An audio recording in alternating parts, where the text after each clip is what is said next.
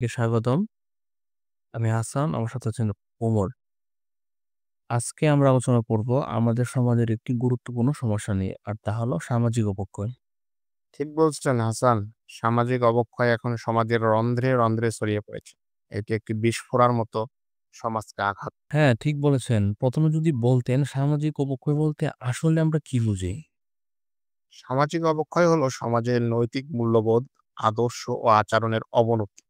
যখন সমাজের মানুষজন নীতি নৈতিকতা, সততা, মানবিকতা এবং পারস্পরিক শ্রদ্ধাবোধ হারিয়ে ফেলে, তখনই সামাজিক অবক্ষয় দেখা দেয়। চমৎকার বলেছেন।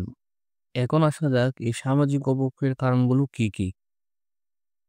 এর অনেক কারণ রয়েছে, যেমন নৈতিক শিক্ষার অভাব, পরিবার ও সমাজের মূল্যবোধের অবক্ষয়, প্রযুক্তির অপব্যবহার, অর্থনৈতিক বৈষম্য, রাজনৈতিক অস্থিরতা, অপসংস্কৃতি, বিচারহীনতা। বর্তমান সময়ে সামাজিক অবক্ষয়ের কিছু উল্লেখযোগ্য উদাহরণ যদি দিতেন। অবশ্যই, যেমন কিশোর অপরাধ বৃদ্ধি, নারীর প্রতি সহিংসতা, মাদকাসক্তি, দুর্নীতি, সাইবার অপরাধ, মানুষের প্রতি মানুষের সহমর্মিতার অভাব। এই ঘটনাগুলো আমাদের সমাজে কি ধরনের প্রভাব ফেলেছে বলে আপনি মনে করেন? এই ঘটনাগুলো আমাদের সমাজে নানাভাবে নেতিবাচক প্রভাব ফেলেছে, যেমন সামাজিক অস্থিরতা বৃদ্ধি করে, আইন শৃঙ্খলার অবনতি ঘটায়, মানুষের মধ্যে নিরাপত্তাহীনতার একটা ঝুঁকি তৈরি করে, নৈতিক মূল্যবোধের অবক্ষয়, সামাজিক সম্পর্কের অবনতি হয়। হ্যাঁ, ঠিক বলেছেন। এই ভয়াবহ অবস্থা থেকে উত্তরণের উপায় কি হতে পারে বলে আপনি মনে করেন? আমাদের সবাইকে সম্মিলিতভাবে কাজ করতে হবে। কিছু গুরুত্বপূর্ণ পদক্ষেপ নেওয়া যেতে পারে। আমি উদাহরণস্বরূপ বলতে পারি, পরিবার থেকে নৈতিক শিক্ষার গুরুত্ব করতে হবে।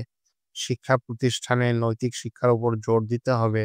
গণমাধ্যমে ইতিবাচক ও শিক্ষামূলক অনুষ্ঠান প্রচার করতে হবে।